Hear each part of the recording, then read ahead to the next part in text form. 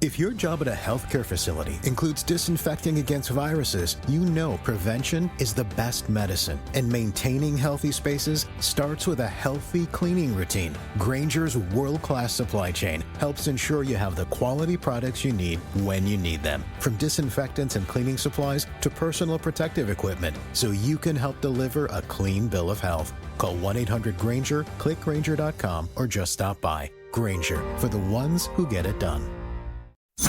This is Money Moves on VSiN, the Sports Betting Network.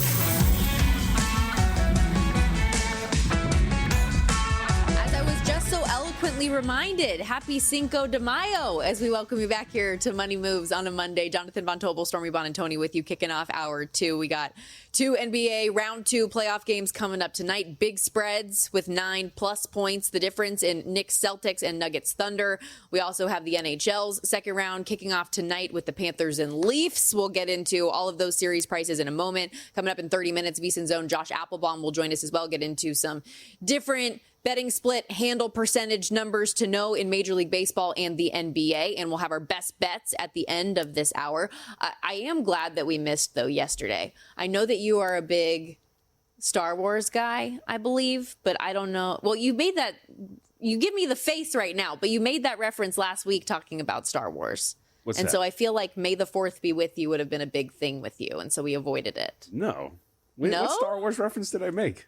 I swear last week you were talking about Star Wars in some capacity. And I was like, I don't know. That's something I haven't, not that I haven't watched it. I've seen them all, but I'm not into it to that level. No, I mean, like, I'm with you. I've seen them and I've enjoyed them, but I don't remember making a reference. This is another thing that you've accused me of that I don't Maybe it was really... in a commercial, right? Don't do the I've accused you of thing. You dug your own grave with the NHL NBA playoff talk, okay? I do feel bad. To go back Can and you watch... guys stop tweeting at him though, okay? JVT likes the NHL postseason too. He's not He's not as much of a hater as he's come across as. I was going to say that was the other part. Like I watch it all the time. The NHL postseason, it's always on. That's why I got a bunch of tell JVT it's good. I'm like I know it's good. I watch it all the time. Good God, it's every 5 seconds with you people. Oh, so good. Here's Brandon, one of our producers. You might want to tune in. Here's there. What? I watch it, Brandon. You guys are projecting your insecurities on me as hockey fans. I get it. You're sad. More people should watch your sport. See, this is why people keep coming for you. Though. It's a good sport. More people should watch it. I agree with that premise. I don't know why more people don't. The NHL postseason is geared toward parity. It is fun. You are watching a sport where it is a margin of one every time you score, and every single game is tight and can change on a whim. I get it. It's awesome. You don't have to come for me. I'm watching it. So I don't know what this is. Just because I also enjoy another sport, I'm sorry that I watched the other sport.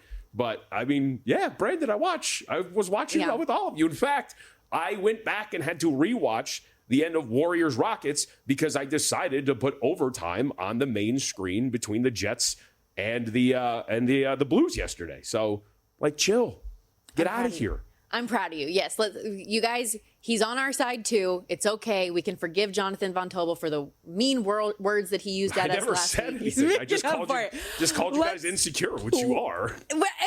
It's not insecure. It is just one of those things where I think it's unfortunate that more people don't recognize how good NHL and NHL postseason hockey is in particular. And a lot of that is because as a television product, it's hard for people to follow the puck. It's unfortunate. But as far as live in-person sports go too, I don't think that there is anything that rivals hockey as a sport in terms of in-person watching. That's okay.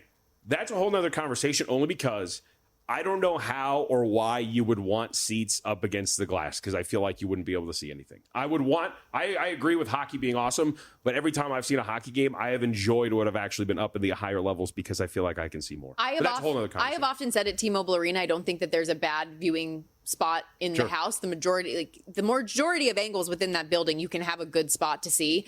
If you are behind the glass, if you're on the glass, you want to be more middle of the ice. I feel like it's cool, very, very cool to be behind a goalie and be behind a net. But for half of the game, you're not seeing what's going on the other side of the ice. So that would be my one thing that I would say there. I did want to give a couple updates real quick as far as the NHL numbers through round one. Our own Jonathan Davis, VSiN hockey betting analyst here at the network, has compiled some numbers for us. Home teams 32-15 in the first round, 30-17 for favorites.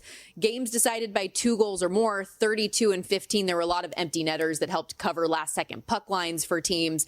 And in many cases, reverse puck lines. I thought this was really interesting. In 13 of those 17 underdog wins, they covered the reverse puck line. So the underdog was winning by 2 goals. Yeah, or more.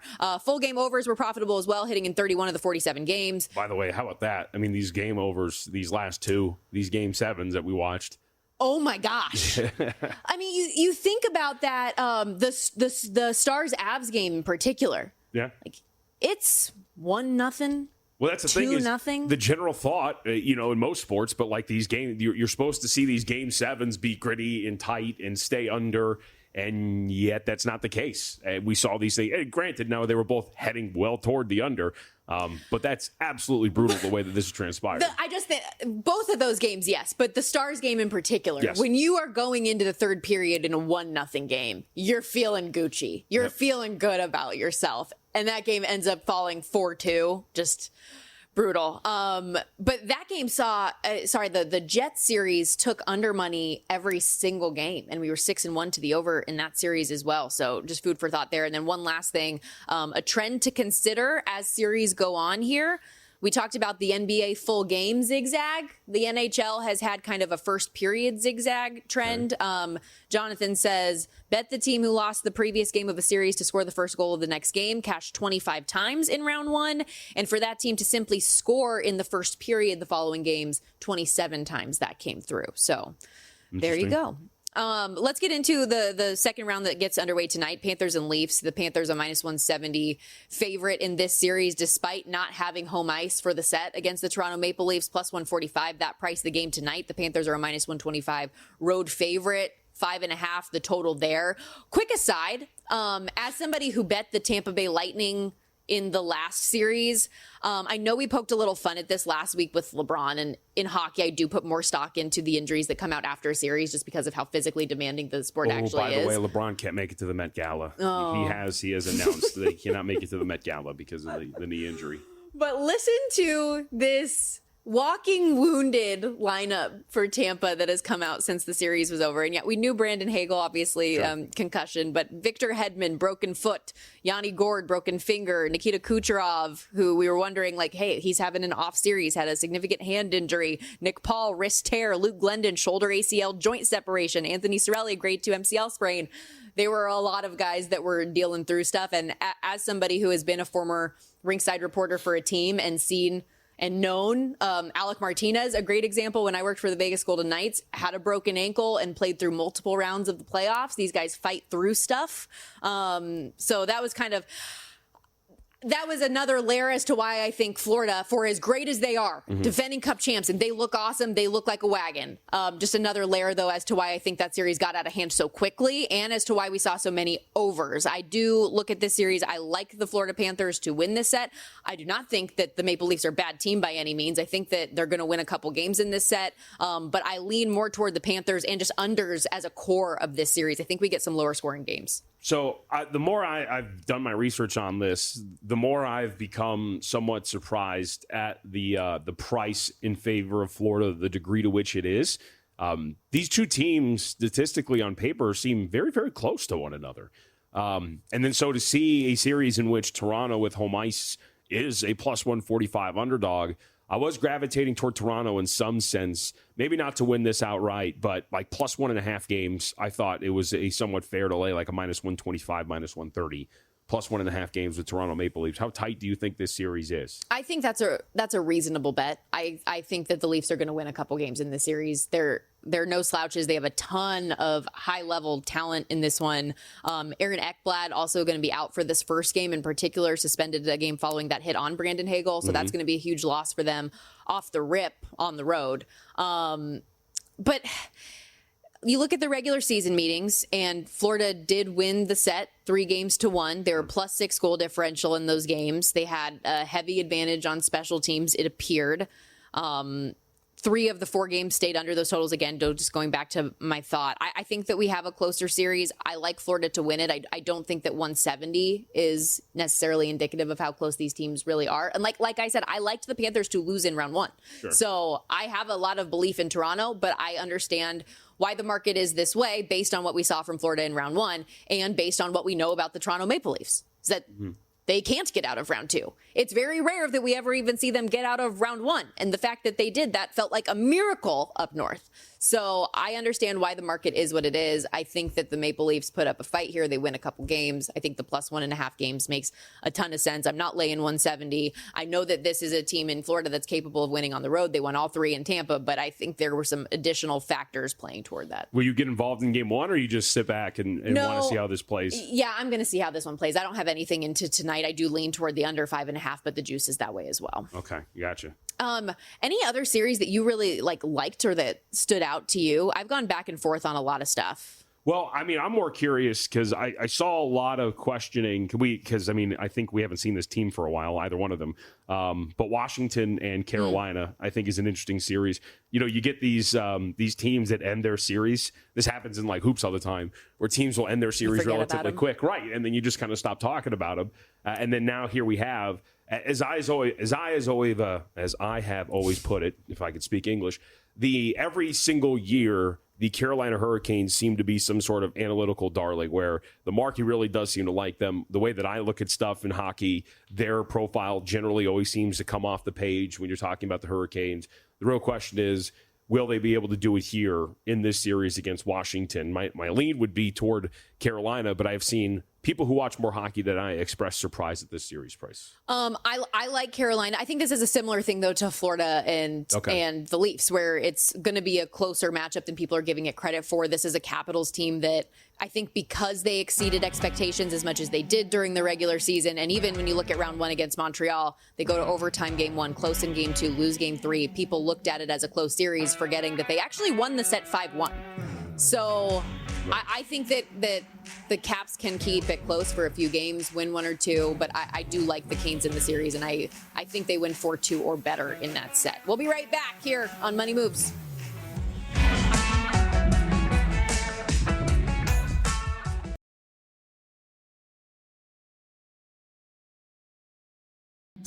You're watching Money Moves here on VSiN, the Sports Betting Network.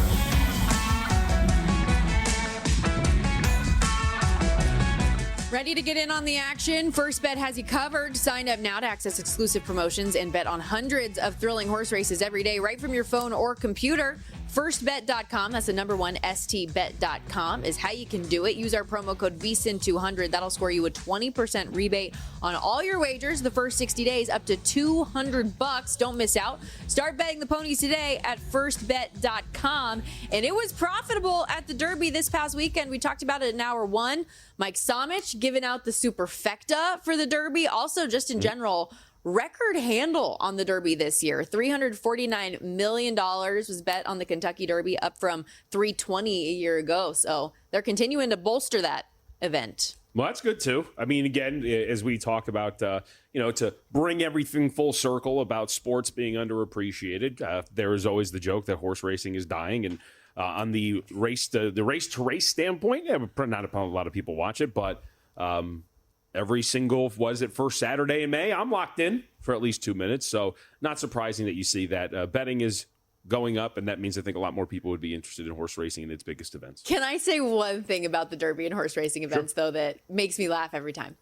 When they're talking about a horse, I think Sovereignty was a great example. They're doing the lap post-game, post-race, after the interview is over, they throw back up to the top, and the booth is, Sovereignty, he loves running this track, and he is all the different phrasing that they use, as if the horse has talked to you and told you how much they love this venue, and that even though my ankle was acting up a little bit last week, I'm feeling great today. It's just the things like that it makes me giggle a little bit. It's a little goofy.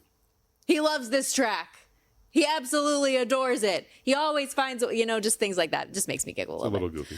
We do have a big slate tonight in Major League Baseball. It's a pretty hardy. Not the full 15 game that we were getting a lot late last week, but we've got 10 games tonight and some interesting matchups as well across the board. The Dodgers, who we were talking about earlier, and how good they are and how good they can be, are beginning to set with the Marlins. Sandy Alcantara on the hill. Like, anything that you like today, or anything in that Dodgers game specifically? Yeah, so Dodgers team total over, I think, was fine. You can lay a price on 4.5, or you can go over 5.5. I think the other way to do it, which is the way I did it, was Sandy Alcantara over 2.5 earned runs allowed. That was like a palatable -125. Of 6 starts for Sandy so far, it just hasn't really gone well. And I don't think he's like toast by any means, but he's working his way back to Tommy John. It's the first time we've seen him since 2023 this year. 6 starts, 8.31 ERA, 5.57 fielding independent. If you look at some of the contact numbers, he's given up a ton of hard contact. Barrel rate's really high. He's just getting hit hard while he's working his way back here. And it's not the best thing in the world to then be like, all right, I've got to get back on my horse, and we're going to continue to just kind of move forward, and I can bounce back here. Let's see. I'm going to give up 7 earned runs. Oh, and then we're going to take on the Dodgers again. So, look, it's been pretty rough for him, and I think that probably continues. And to ask at a fair price to, hey, he's going to give up 3 or more earned runs, which he has done in his last 4 starts, I think that's something that could happen, especially here against the Dodgers. So I thought that was the way to attack this. But just to see if the Dodgers continue to swing the way they are, and to see if Alcantara is really going to continue to struggle the way he is. So I know that it's not the funnest thing, obviously, if you like a side to lay -218 on a price, or even a run line -135. But I was looking at maybe pairing a money line Dodgers with the Braves today, +145, +150 range price wise. If you put those together, Braves taking on the Reds as a -148, home favorite in that one, run total 8.5. Any thoughts on my parlay potential? Yeah, I mean, I don't blame you. Here's the thing. For me, when I put it down in my notes, I was like, yeah, I feel like the price of +124 or better is maybe worth playing on Singer. Only because Singer's been very good. Like, he has been great across the board. And again, not like the best pitcher in the world, but we're talking about a 3.24 ERA, fielding independence right there at like 3.64. If you look at some of the numbers for him across the board, he has done a pretty solid job keeping the ball down, not getting into a ton of trouble. And I've just been really impressed with Singer, putting his team in the best position possible to win some of these games. Problem is, the Reds are backing him. We know how bad this Reds lineup is. What I'm curious about in this game, one of the weird statistical anomalies of the early portion of the year, the Reds have been awful offensively at home. They are 4th in weighted runs created plus on the road. I don't know why. I even put in my notes why. It doesn't really make much sense, especially when you play in the ballpark that you do. Great American Ballpark is good for you, especially when you're talking about giving up home runs, but it just hasn't been the case. They've been awful at home. So I do wonder if that transitions over to playing on the road against A.J. Smith-Shawver, who has been pretty average to below average here. Okay. How about Yankees and Padres? Another good set getting underway. New York with Carlos Rodon on the hill, -155 home favorites. Nick Pivetta going for San Diego. Run total here sitting 8. How are we feeling about Rodon these days? I mean, fine. He's got a 3.43 ERA, 3.81 FIP. Like, everything looks pretty fine when you're talking about it from that perspective. To me, it's about backing Pivetta here. Excuse me. Got a dry spot in my throat. I'm getting choked up. But Pivetta has been pitching really well. Take this for a second. No, you're good. Look, I was looking at I have Rodon's numbers pulled up right now. Won the last 3 starts after what was a rough start, and he was getting hit those first few games. But go back to Pivetta. You feeling better now? Sorry. I don't know. I think I'm okay. Dude, I don't. Here, let me pull up Pivetta's numbers here in a second. But it was a rough start for Carlos Rodon, those first handful of games. Looking at against Arizona, gives up 4 runs, Detroit 5, the Giants 4. But we know now how good those teams are on the surface, especially some of those lineups. Last couple games, though, he seemed to get back to form. Last time on the hill against the Orioles, who have been struggling, 2 hits, 2 earned runs. 1 homer, but I mean, the strikeout numbers are popping 8, 8, 9, 8, 7. So that number is going to continue to be high for him. Let me pull up Pivetta's numbers. Pivetta's been pretty good when you look at it from his perspective. Thank you, by the way. $1.78 ERA. The FIP is like 228, 230. So he's been pitching really well. And I think the real question is, these Yankees injuries are continuing to pile up here. Volpe's, of course, his shoulder. He wasn't in the Yankees lineup last time out. So we'll see if he's actually going to be back here. But we know that Jazz Chisholm is out too. I took a piece of the Padres on the money line actually today. I think they're going to be pretty live. Pivetta's been awesome. I mean, and the Padres are good in general. So I feel like anytime when you can get the Padres as a dog and you find reasons to like them, you might as well try to take the plus money price. Looking at this other game, though, that I know you had eyes on, Giants and Cubs. I mentioned it off the top of the show today. Speaking of injuries, what the Yankees have, the Cubs rotation dealing with some of their own. Shohei Managa exits yesterday with a hamstring injury, but obviously the Cubs bats have been something to deal with for any opposing team in rotation coming at them. They're laying minus 170 today at home against San Francisco. Anything that stood out to you there? Well, your guy Roop's on the hill. Yeah, I was going to say, so that's like it, right?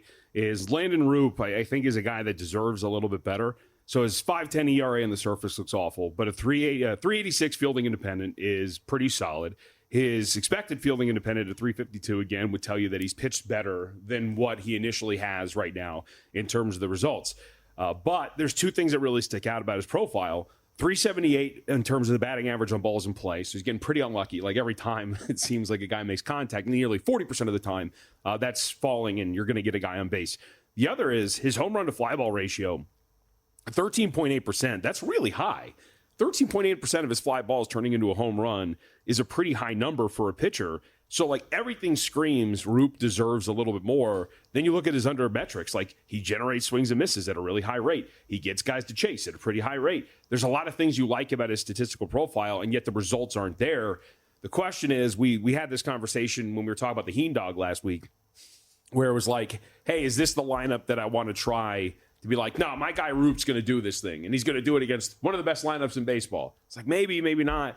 But I find myself gravitating toward Landon Roop every time with his statistical profile, but the results still haven't been there. And the market does not agree with me because we're like, what are we now, minus 160 in favor of Chicago? I saw this open up minus 148. So market seems to think that I'm thinking the wrong thing and that they're driving this thing up as high as minus 170 now in favor of the Cubs. Also low run total 7.5. So maybe some weather out there. That's a low total for Wrigley. Just food for thought. And you mentioned how good the lineup is. We detailed those stats a lot last week. They're top 5 batting in just about every category. Number 2 in run differential in baseball, 21 and 14 to start the year. But I wonder if this rotation does start to have more issues, or maybe some other injuries pile up. Could a case be made in your mind for anyone else in the Central? They're minus 245 right now.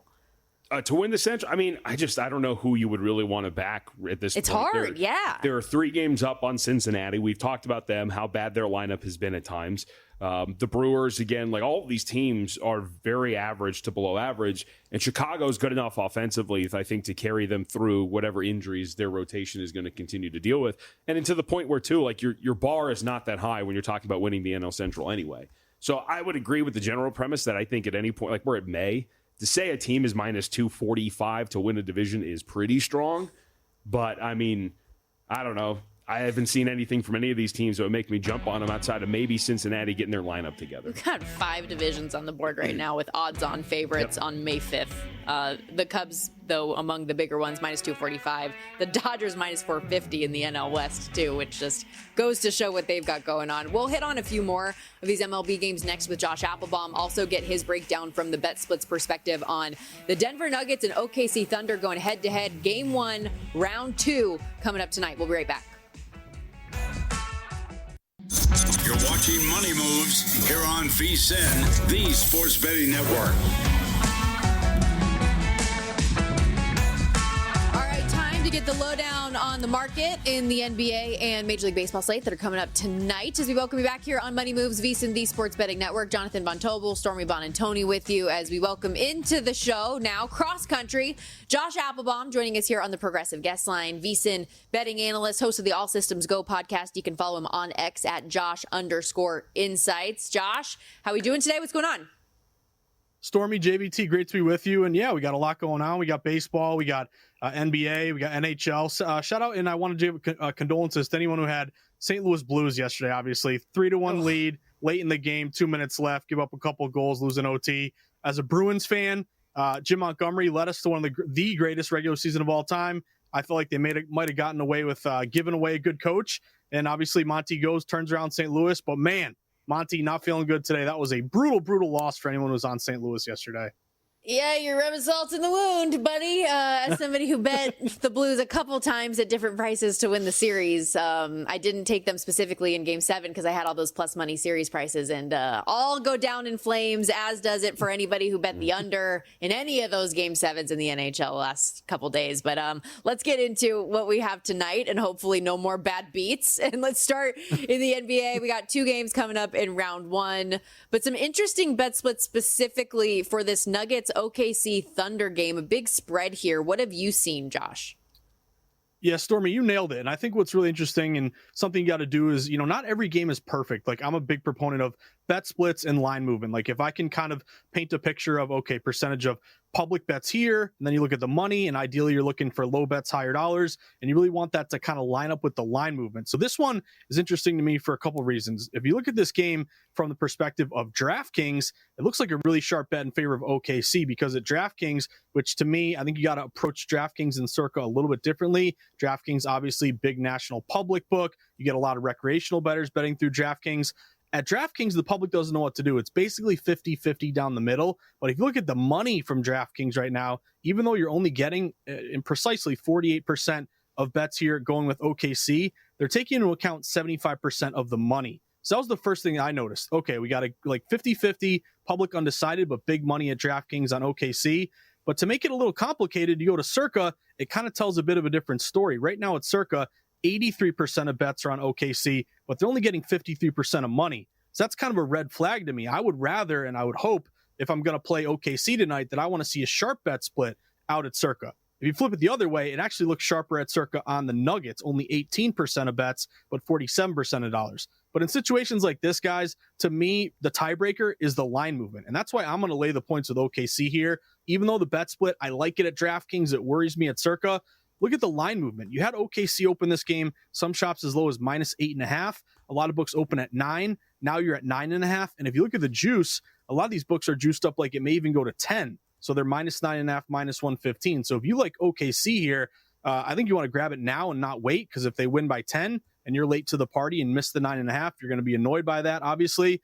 But aside from that, guys, it's just a very massive rest versus tired situation. I think you got a big advantage for OKC here tonight. They've been off since the 26th. Now you're going to get the rest versus rust, kind of, endless debate here. But I'd much rather be off for, over a week at this point, a week advantage over the Nuggets, who had to play a 7-game series, very grueling, back and forth, and they just played the other night. So I think that is the tiebreaker to me. When the splits don't perfectly line up, I'll kind of lean on the fact that at least the public is split at DraftKings. The line's moving, getting juiced up toward OKC, and they have a massive rest advantage. You also get OKC in this spot, guys, when they're a big number. They're laying 9.5 or more. This season, they're 18-8 against the spread, 69%.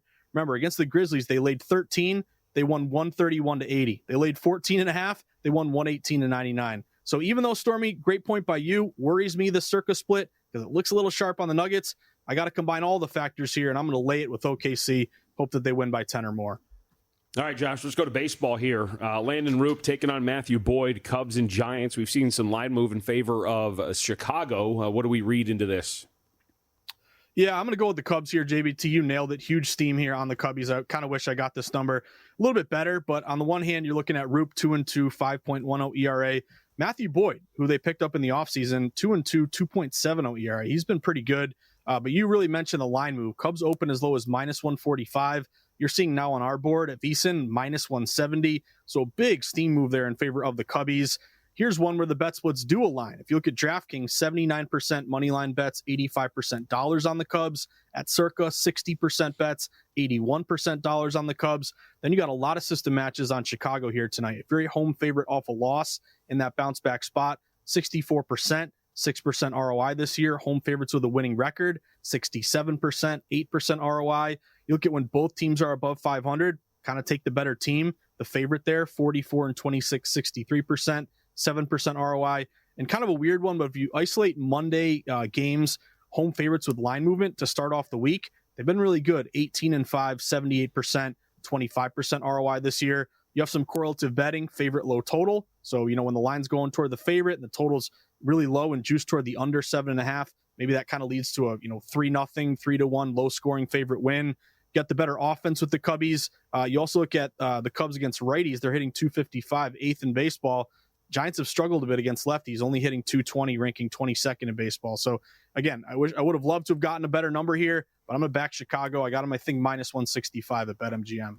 Talking MLB market insights with VSiN betting analyst Josh Appelbaum here on the Progressive Guest Line. The Mets have had such a great start to the season, 21-9 through April 29th, then have since dropped 4 of their last 5, dropping back-to-back series against St. Louis and Arizona. The Diamondbacks, who they face today on the road, kicking off a 3-game set. This was a pick'em when I made my notes last night. Arizona out to minus 120 now at home. Yeah, you hit the nail on the head, Stormy. Really good move here. Sharp move. Fade the trendy dog move in favor of the Arizona Diamondbacks, because you mentioned it was around a pick'em game. You even had some shops open the Mets a little bit of a favorite, like minus 115.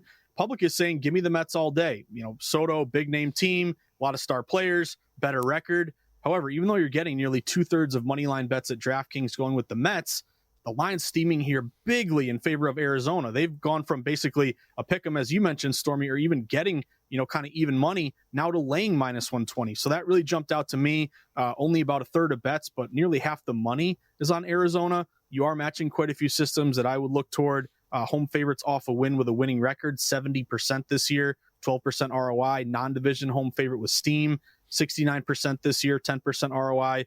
Both above 500. A lot of these systems that we just talked about also on Arizona. And then I'll kind of give one little edge to Arizona, a rest versus tired play. Obviously not as pronounced as the basketball game we just hit on, but you had the Mets play a doubleheader yesterday and now have to travel to Arizona. You play 2 games, quick turnaround, you got to play another one.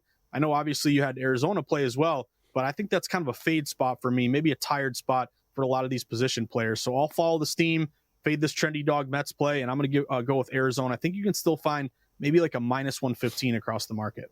Anything for the big favorite Dodgers against the Marlins today? So JVT, this is a big number, but I actually have a stat for you that's going to maybe surprise you guys. If you look at, so let's first start with the line move. Dodgers open as low as minus 165 at Miami. Obviously the far better team. They're all the way up now to minus 200. Some books even, we're showing on our board minus 210, minus 220. So it is a big number. If you're going to play the Dodgers tonight, I think you got to always abide by the bet to risk versus bet to win. So if you're looking at minus 218, you're betting to risk. You're just risking 1 unit. Hopefully the Dodgers win. You get a little less than a half unit back. If you were betting to win and you're laying basically 2.18 units to win 1 unit, if you lose that game, you're losing 2.18 units. So really, to me, the bet versus risk versus win really can save you if you lose on favorites. Aside from these bet splits that look really good on the Dodgers, only 75% bets, over 90% money at Circa, tons of betting system matches.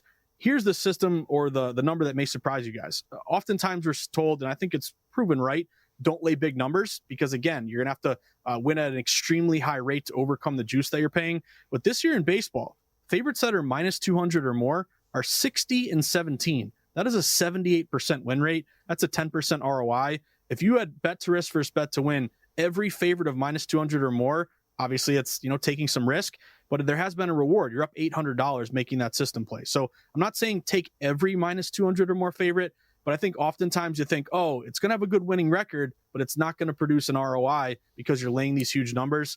Not this year. It's been a chalky year in baseball. We've seen it the last few years. 200 or more, these teams are winning basically 8 out of 10 times and producing a profit.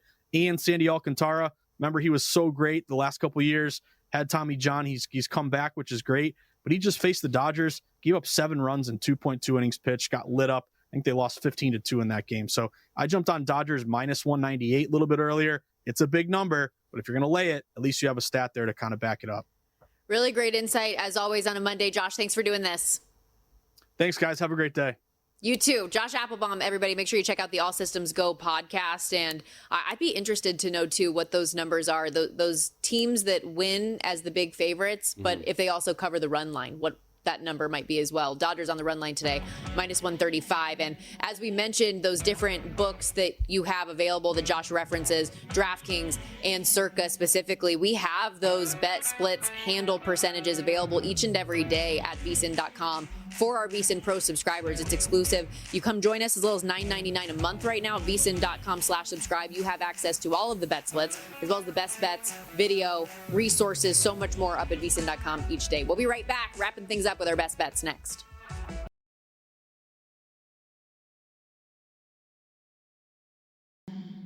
You're watching Money Moves here on VSiN, the Sports Betting Network.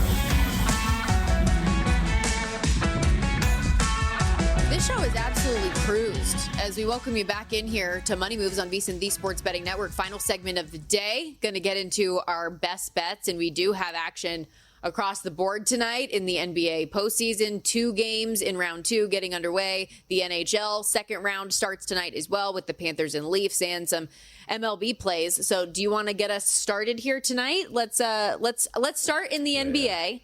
Our best bets presented by GBank, the official bank of VSiN. But particularly this OKC Nuggets game, you came out with a lot of conviction. It's your bet. Let's early go. On. I am tailing JVT for this one. But you came out with a lot of conviction. You swayed me early on. Did I come out with conviction? Yes. Oh. You're very convincing that you essentially hate the Denver Nuggets in this series against the Oklahoma City Thunder. I thought I kind of mumbled and stumbled through my explanation of this. I didn't realize I No, particularly in game 1, talking about the rest advantage here and how significant you think that could be. I mean, look, the Nuggets are on and playing every other day now. They just got done with the 7-game series. Congratulations at winning at home. Now you have to get on a plane, head out to OKC, take on a team that's been rested and ready to go, has been sitting with more than a week off, with the ability to get ready for both opponents, by the way. So you've spent time getting ready for both of these teams, looking past it, or should be looking at how you're going to match up with them. I think the matchups really work for OKC, regardless of the rest situation. We have seen teams coming off of Game 7s and a day of rest taking on teams. You had this statistic, right? What was it? Teams with 1 day versus the 8-day advantage, 0-6 in that instance, losing by an average of more than 20 points per game. Right. So, in other words, it sucks to play 7 games and then go on the road and take on a team that is more than likely better, which this is the case. That is the Oklahoma City Thunder. I think they're going to be more than ready to dismantle Denver for the series, but really the situation, I think, calls for it too. So, Thunder minus 9.5, I think, is more than fair to ask. Let's go OKC. Yeah, I'm with you on that as well. So 9.5 will be both. We got a team play today. All right. In the NBA. I know that this isn't a best bet for you, but what do you mean? Have we had one yet? Yeah. We have? We had a couple of them. Didn't we roll with the Blues in Game 6 together? Oh, yeah. Okay. So we won that one. That one, yeah, so that one worked. Yep. Let's have some more positive vibes coming into today. I know that you don't have a best bet in the Knicks-Celtics game, but do you want to give some quick thoughts on that? So I did. I totally forgot that we had this. We have our contest up at the website at VSiN.com. I did, for the contest, use the over in that game, and I think that's worth looking at here. Over 212.5 was the number we got. That's what I ended up playing over. So I think asking this to be a higher scoring game, given the series that we, I think, expect, I think it's probably going to be something worth looking at. So to me, maybe over, or like I mentioned, if you're somebody like me that really buys into Boston as having a massive matchup advantage here, I do think that this is one where you can ask the Celtics to go over their team total potentially as well. But I think over here is a fair ask, and the market is starting to head in that direction. A couple of things for you here. New York, 6-16 straight up, allowed 120.8 points per 100 possessions against teams with a top 10 net rating. They allow just 110.1 points per 100 possessions to the Pistons, but obviously it's a little bit of a different animal. Pistons were not a top 10 net rating team. Let's see. There's a couple of other statistics here. Celtics in the regular season series, Boston averaged 20 uncontested three-point attempts against New York per game. They shot 46% on such attempts. Overall, they shot 43% on 48.3 three-point attempts per game in 4 contests against New York. They killed them from beyond the arc. I think it makes a lot of sense that this could potentially be higher scoring than what the market initially thought. So if you wanted to go over, which is what I use for the contest, I think it makes sense as well. Okay. In Major League Baseball today, we have a handful of plays. I am going to roll with that just money line parlay with a couple of favorites that I like today in the Los Angeles Dodgers and Braves. Last segment, we had Josh Appelbaum on, and he kind of rolled through the numbers of how profitable big favorites have been. Yeah. The Dodgers today against Sandy Alcantara bet up from around minus 165 as low as he said. When I was doing my notes last night, they were minus 185. They're minus 218 now, so more juicy in that parlay, but you pair them with the Atlanta Braves today at plus 144, I believe was what that came together to for the two of them. I know you like Brady Singer, and rightfully so, and maybe I'm off my rocker with this one, but I think that the Braves should be able to handle business today, and I don't think that their starter, A.J. Smith-Sauver, should be that bad. No, what I'm more curious about is, like I said, the weird split of the Cincinnati Reds being able to hit on the road but not at home. Right. Being the 4th best lineup away from home in Major League Baseball, but then being one of the worst lineups at home. In general at home, yeah. So I'm just more curious to see if that carries over today. But yeah, nothing strong at all. And Singer can pitch well, and you can still win this thing too. So very interested in that. For me, Sandy Alcantara over 2.5 earned runs allowed. I think is a very fair price at -125 against the Los Angeles Dodgers.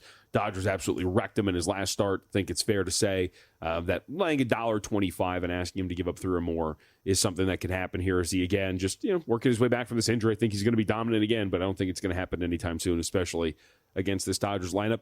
And then I did. As I did get choked up and excited about this game earlier, I did take a piece of the Padres on the money line. I had about +130 today, too. I think that Pivetta obviously has been tremendous. Every single number would point to that. Rodon's been fine, but this is more of a play on the Padres, who I think I'll take +130 against an ever-thinning New York Yankees squad. And the Padres, with Tatis, hitting extremely well. And I think they can get to Rodon, and I don't think the Yankees, outside of Aaron Judge, who is hitting, I think, like 900 for the year, can get to Pivetta. So I think +130 is a decent price to take with San Diego. Yeah, I like that. I like the Padres as a dog. Honestly, like anytime you can find them as a dog in a position I mentioned earlier where you feel like you can find the argument to back them, you want to take that opportunity. Yeah. You did not get quite as choked up as this next bet, but you are going in the NHL. You like a series price on the Leafs? Yeah, well, I want to bet something in these series. I've got this Knights future I'm sweating out, but I also, like looking at some of the nuanced and statistical breakdowns of some of these series, I was really swayed in looking at some of the metrics for Toronto and the fact that if you look at them, they're very close to what this Florida team is, and that if we're right, and if I'm right, and that maybe this series is a little mispriced in favor of Florida, that obviously means that not only is there value in Toronto to win the series, but in the other markets too. So I'll ask Toronto to stay within 1.5 games at -130. Obviously, they can win that series, you win that bet, but I think this could be a tight series. Give me Toronto plus 1.5 games, -130. So maybe you did get choked up talking about it because there you go again. That's my bad. But I agree that I think this is going to be a closer series than maybe the Leafs are getting credit for. I do think that it's advantage Panthers and that the Panthers are going to give Toronto everything they have, and a team that's coming off winning a Stanley Cup has every right to be in a position to be in the conference finals once again when all that is said and done here. Where I went was game 1 under. I think this is going to be an under series. Looking at the regular season stats through both of these, the results, one game saw 6 goals or more. All of the rest of them stayed under. We had...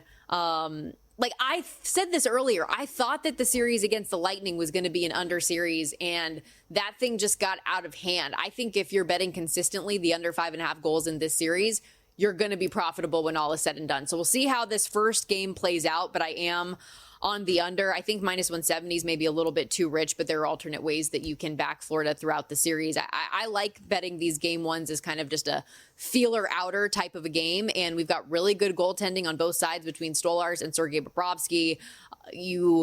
Round 2 typically, I think, is where we see a little bit more of that tighter defense, harder checking than we do in round 1, where things can be a little bit more wide open. So under 5.5 goals. Best bets today presented by G-Bank, the official bank of VSiN, and where most credit cards are treating sportsbooks and gaming transactions as cash advances. Not so fast with the G-Bank Visa Signature card, and that's even when you put your own money on the card. G-Bank treats gaming transactions as purchases, so you're saving 3 to 5% on cash advance fees and gaming transactions right there. Also with G-Bank, you're earning 1% cashback rewards on all eligible sportsbooks and gaming transactions, 2% cashback on all other eligible purchases. Apply now at vsin.com/gbank. That's VSIN.com/gbank. Tomorrow we'll do a full breakdown of the other series in the NHL. I know we talked earlier about the line movement that we've seen in this Edmonton-Vegas Golden Knights series. Edmonton was as high as a -125 favorite at some places. Vegas, you were getting +105. Now it's down to -115, -105, both ways there. And I truly think this is more of a pick'em series, and I was surprised that the Golden Knights weren't getting more respect, especially with home ice. But here we are. It seems like the market is starting to move that way a little bit. You don't think Vegas should be favored? I think they should be favored. Not like -150, but I mean, home ice has been pretty strong so far this year in general in the regular season, and in the postseason, it's been very strong for these teams. So you're going to get that on top of, I think, them having some strengths that work in their favor. I was surprised it wasn't like -120 in favor of Vegas. I haven't talked to any handicappers about this series. I mean, any odds makers about this series, but I feel like a lot of where that pricing came from was because they know how it's going to get bet. because people want to bet Connor McDavid and Leon Draisaitl, and they have the recency bias of all of the goals that they were scoring, plus the depth that we saw from Edmonton getting some of that scoring the last 2 games against Los Angeles. I'm with you, though. I feel like Vegas is going to be much more formidable, particularly defensively. The Kings were very laissez-faire on D. Yeah, and I think we're going to get there. Like I said, most spots are now minus 115 in favor of Vegas. Other spots, there's actually minus 120. So by the time we get the puck drop, probably. We'll give you that deep dive tomorrow, though, because that is a series that I will be ringside for. Very excited about it for the first 2 games. But that's a wrap for us for today. Coming up next, prop points on VSiN. Nick Whalen and Jeff Erickson getting you set. Jonathan Davis, by the way, will be joining them to break down some NHL. If your job at a healthcare facility includes disinfecting against viruses, you know prevention is the best medicine, and maintaining healthy spaces starts with a healthy cleaning routine. Grainger's world-class supply chain helps ensure you have the quality products you need when you need them, from disinfectants and cleaning supplies to personal protective equipment, so you can help deliver a clean bill of health. Call 1-800-GRAINGER, click Grainger.com, or just stop by. Grainger, for the ones who get it done.